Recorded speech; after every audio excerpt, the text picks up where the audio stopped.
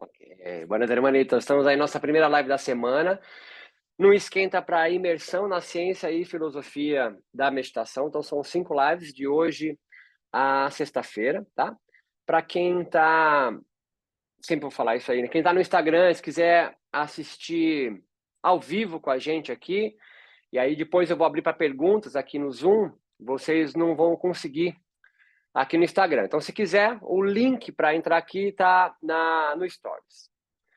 Então, buenas, hermanitos. Estamos aí na nossa primeira. A ideia é nós conversarmos rapidamente sobre a história da meditação, mas não tem como falar da história da meditação sem falar de meditantes, né?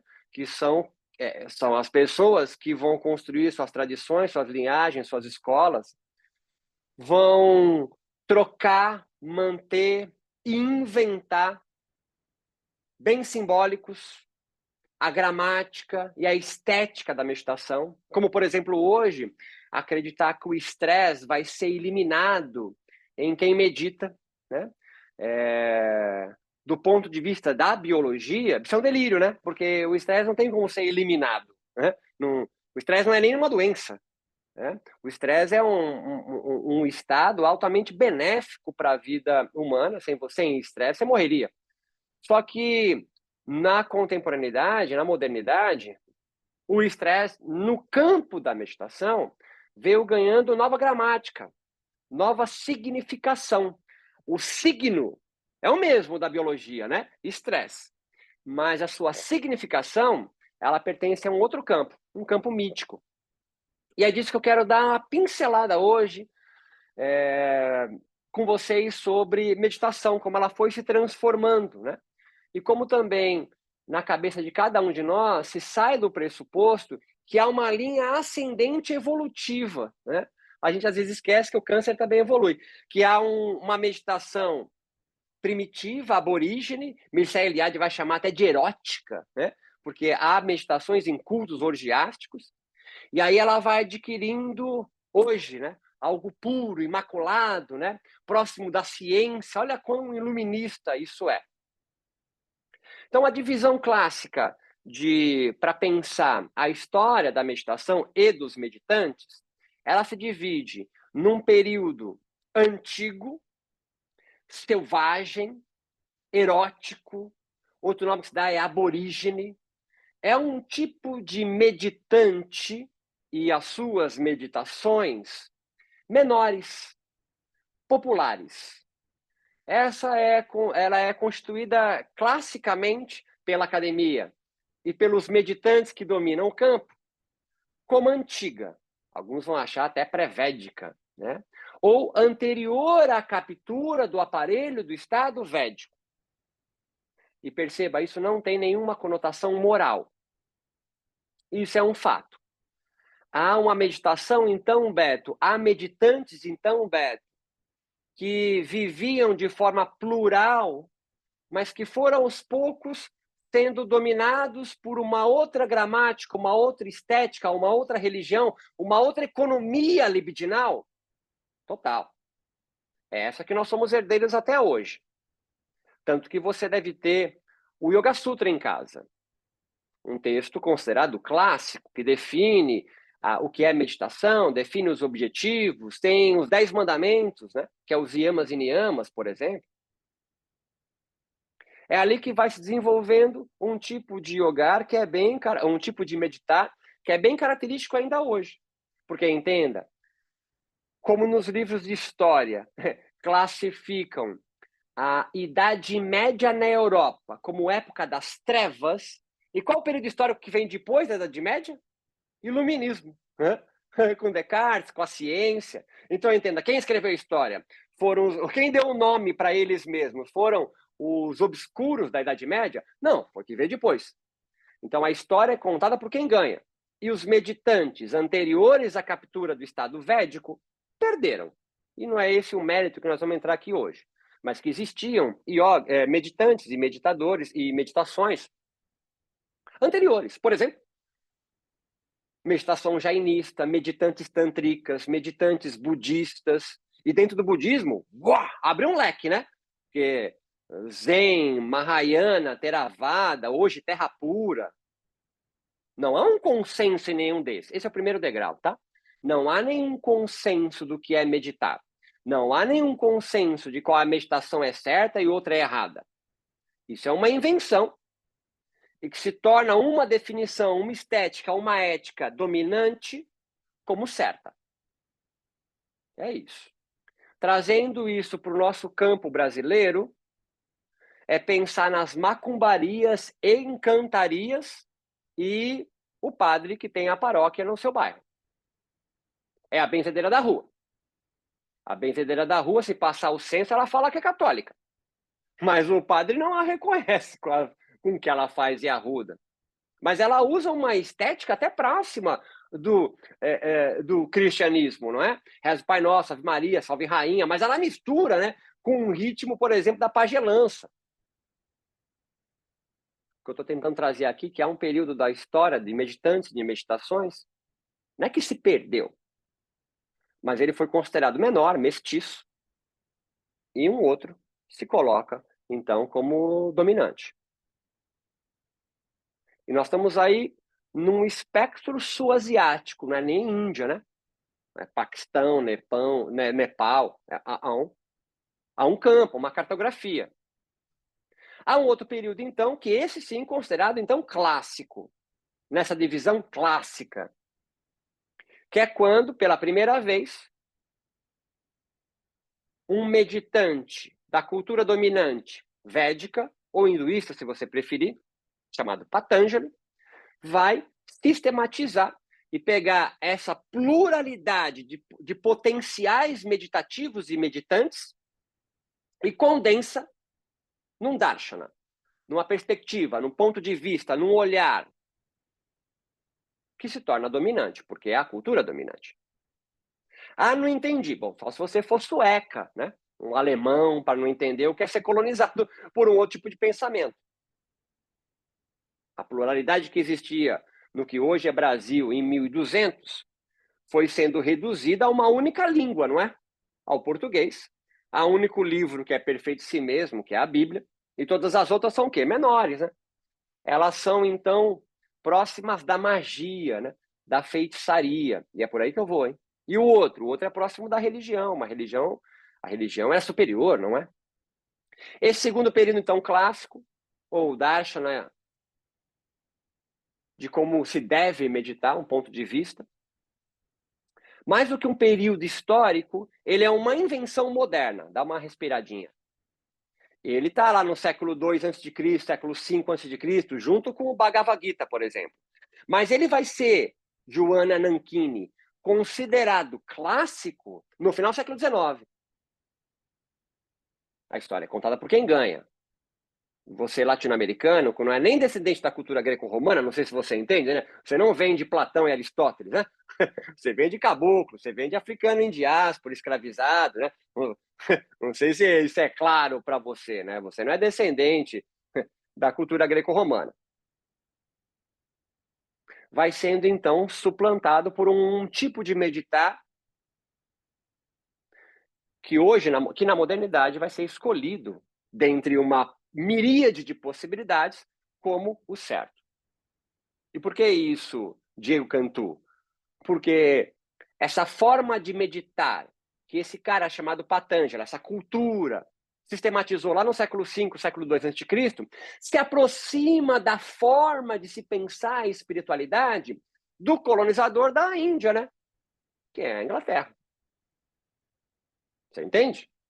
Tem um Deus, tem uma sistemática, tem uma caixa de ferramentas técnicas, se aproxima, tanto que é Brahma, Vishnu e Shiva, não é? A trindade que vai se costurando, né?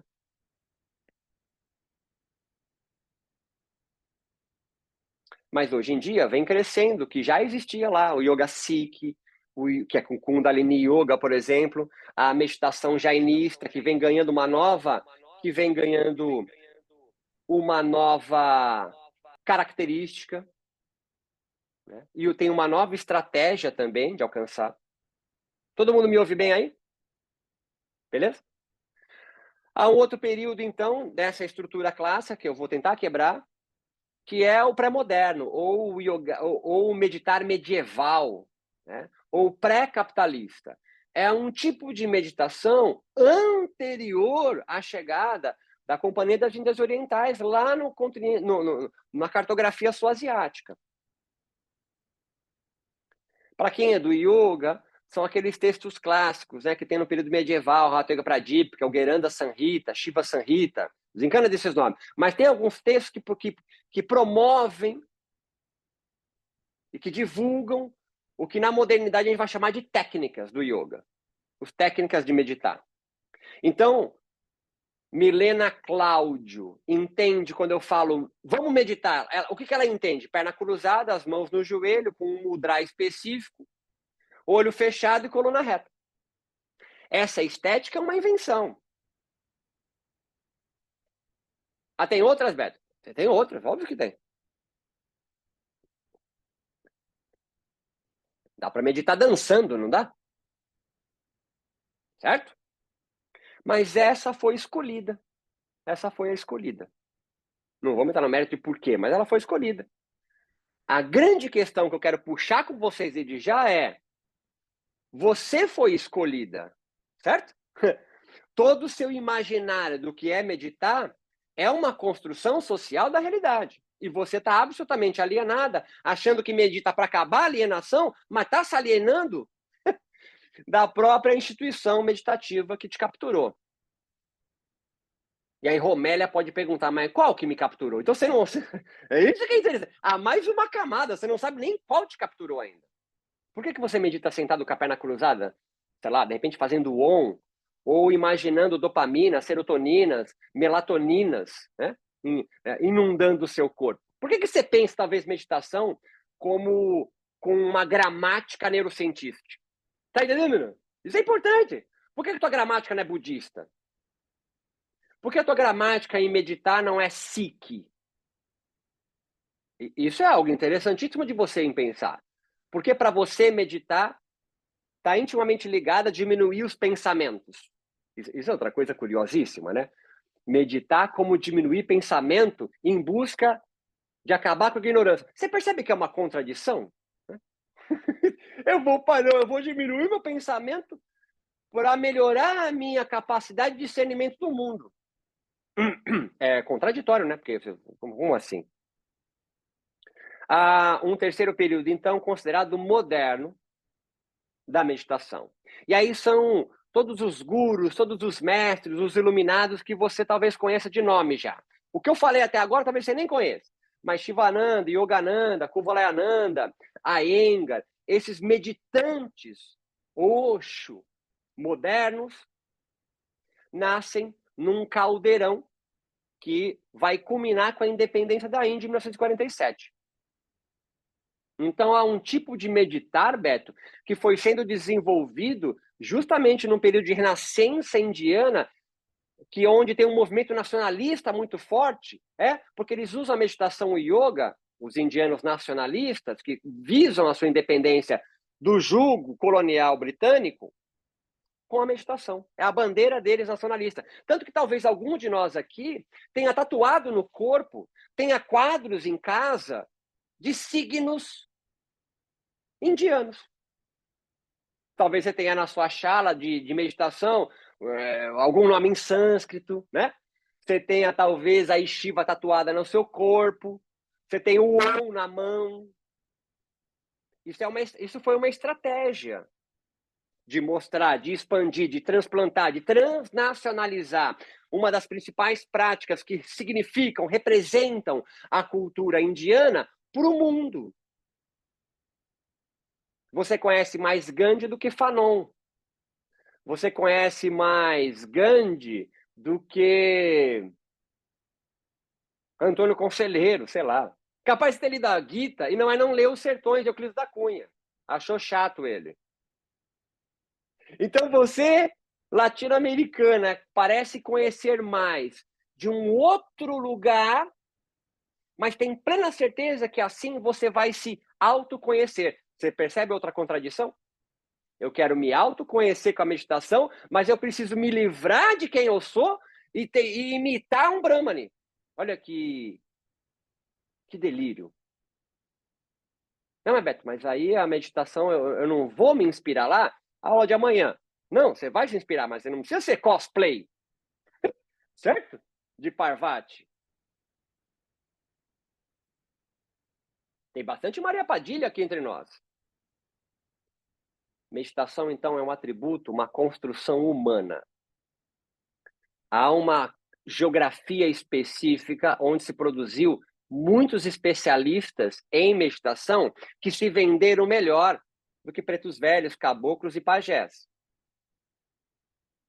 Mas quem de vocês aqui tem peito para dizer que Krenak e Copenhague não são meditantes? Quem tem peito de falar para mim que um Hermógenes que faz uma conjunção com o cristianismo e a yoga terapia não é um meditante? Ele não tem nenhuma, ou tem pouquíssima estética indiana. Nunca usou roupas de açafrão com mamila aparecendo. Nem usou bindu na testa, alguma coisa assim. Ah, está falando mal? Não. Eu estou falando que é só uma camada dentre tantas outras infinitas possíveis que existiram, que existem ainda hoje. E nós temos, sim, meditações contemporâneas. Estas, Anne, Milena, MW, são hoje jogadas tudo num cesto, de forma pejorativa, chamado Nova Era. Mas eu proponho aqui, para a gente avançar, um outro tipo de classificação. Em vez de tentar traçar essa linha que hoje é tão tradicional, né? Antigo, clássico, pré-moderno, moderno, contemporâneo. Porque, entende? Isso subentende, faz você buscar o clássico.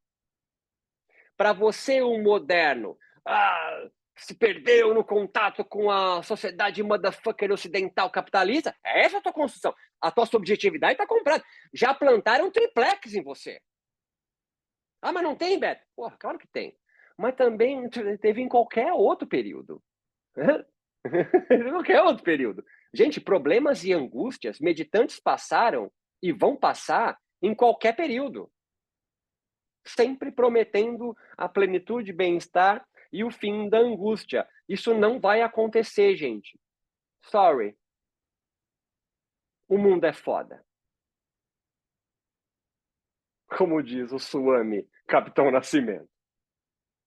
O que eu proponho para vocês, então, é nós pensarmos em dois tipos ideais de meditantes, que aí se dissolvem as linhas históricas e eu também dissolvo em você automaticamente os fantasmas que acompanham essa diagrama histórica de você tentar, de você não querer ser moderno nem contemporâneo, se inspirar no medieval, mas você não quer ele, você quer ser o clássico, que é justamente assim que foi construída para você desejar. Você entende? É uma economia libidinal. Você deseja meditar assim porque fizeram você desejar. A pergunta que eu quero que nós tenhamos aqui, Renata Ribas, é: o que você mesmo deseja? O que você quer meditando? Porque essas respostas prontas, tipo autoconhecimento, fim do estresse, então já não cola mais, entende? Eu queria que a gente conseguisse passar essa coisa porosa, né? Abrir novas frestas, novas possibilidades.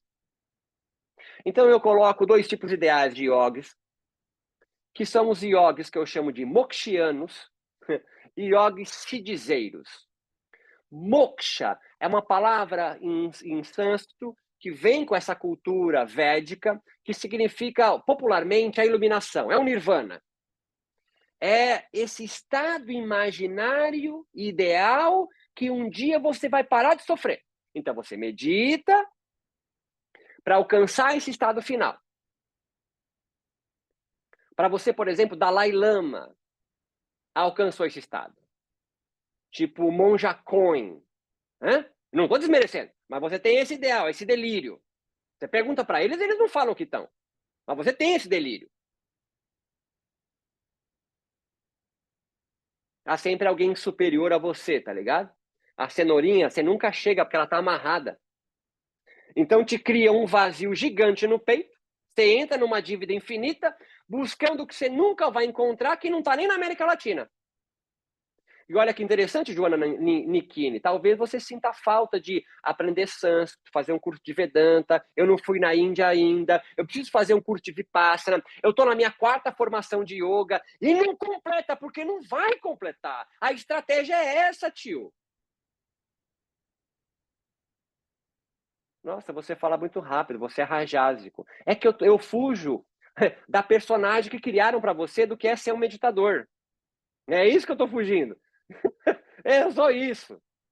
Você tem no imaginário que o meditante, aquela pessoa, gente, tudo bem? Vamos juntar as mãos em prece, vamos abrir com Gayatri agora, tá? Abaixa um pouquinho as luzes, coloca uma roupa confortável. Vamos lá, então? Eu poderia fazer isso também. Teria mais gente aqui em volta. Mas eu me sentiria mal, porque isso é um delírio. Eu não sou sacerdote. Então, esses yogis mokshianos, esses meditantes mokshianos, eles desejam transcender a realidade. Os siddhizeiros são que buscam siddhis, que é um nome em sânscrito, que é o oposto de moksha, né? Que é a aquisição e o poder de manipular as forças da natureza, e o seu corpo é natural, então manipular as forças do seu próprio corpo, para alcançar um outro lugar. Não. É só para resolver as tretas da sua vida. Sabe a benzedeira da rua? Você não ia lá para buscar autoconhecimento e transcender a realidade. Você ia lá porque seu filho tinha bronquite. Você foi lá porque você deu um mal nas costas, entendeu? Yogis e meditantes siddhizeiros são aqueles que vão buscar a meditação para resolver as coisas mais imediatas da vida. Para um pouquinho agora e olha para você mesma. Se você é professor, então olha para os seus alunos. Porque professor de meditação não necessariamente é um meditante, tá certo? Não sei se eu me faço, se eu me faço entender, né? Você é só um proletário, sendo explorado por uma grande indústria do bem-estar, absolutamente alienada disso.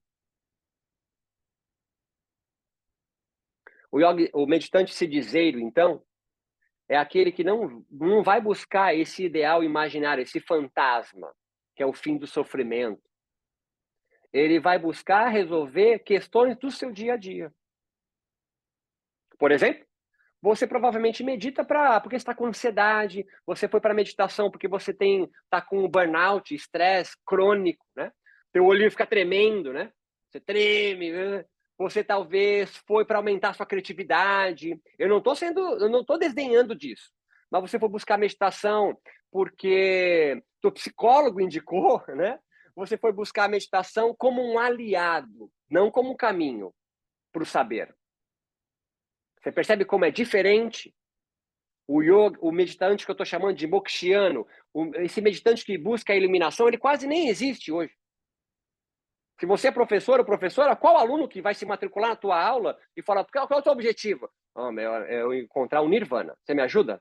Você entende isso? Não há mais. Mas a maioria vai buscar a meditação para diminuir o estresse, descansar, alcançar o relaxamento, reduzir sintomas da ansiedade. Esse é o que eu encaixo como yogi siddhizeiro, ou uma meditante siddhizeiro. Um meditante muito mais próximo, vem que eu vou avançar para a gente finalizar, do afeto magia, feiticeiro. O mokshiano, ou que vai buscar a iluminação, é aquele fantasiado de guru, de Brahmani. É esse que promete para você a bem-aventurança no fim do arco-íris.